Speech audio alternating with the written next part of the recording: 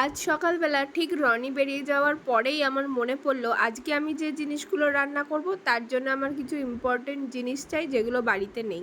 তো আমাকে আনতে যেতেই হবে। এদিকে আমার মাথায় এত তেল দেওয়া, আজকে শ্যাম্পু করব বলে, কিন্তু কিচ্ছু করার নেই, ওইভাবেই আমাকে বেরিয়ে যেতে হবে।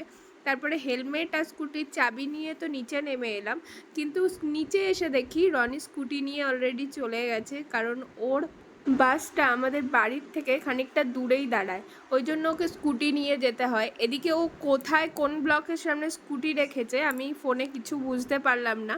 তো ফাইনালি এদিক ওদিক ঘুরে তারপরে আমি খুঁজে পেলাম আমাদের স্কুটিটাকে, নিয়ে চলে গেলাম সোজা কমপ্লেক্সে। তো আমার কিছু মেনলি সবজির জিনিসই নেওয়ার ছিল, প্রথমেই আমি সেই কারণে চলে গেছিলাম সবজির দোকানে। তো সবজি টবজি নিয়ে আমার হঠাৎ মনে পড়লো যে আমার কিছু গ্রসারিরও জিনিস লাগবে, এসেছি যখন একবারে শপিং করে নিয়ে চলে যাই।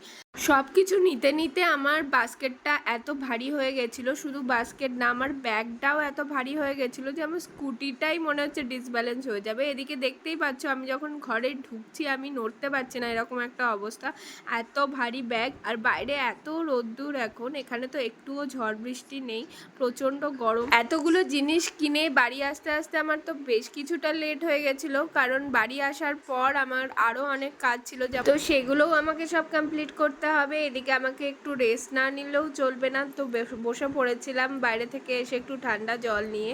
জল খেতে খেতে ফাইনালি একটু বসে রেস্ট নিয়ে তারপরে আমি আবার চলে গেছিলাম রান্নাঘরে জিনিসগুলো সব অর্গানাইজ করতে। কারণ কি বলতো, এই জিনিসগুলো যদি এখন এভাবে রেখে দিই না, ওগুলো আর গোছানো হবে না, ওরকমভাবেই থেকে যাবে।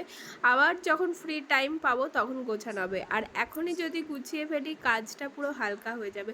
তো ওই জন্য আমি খানিকটা রেস্ট নিয়ে চলে গেছিলাম জিনিসগুলো গোছাতে।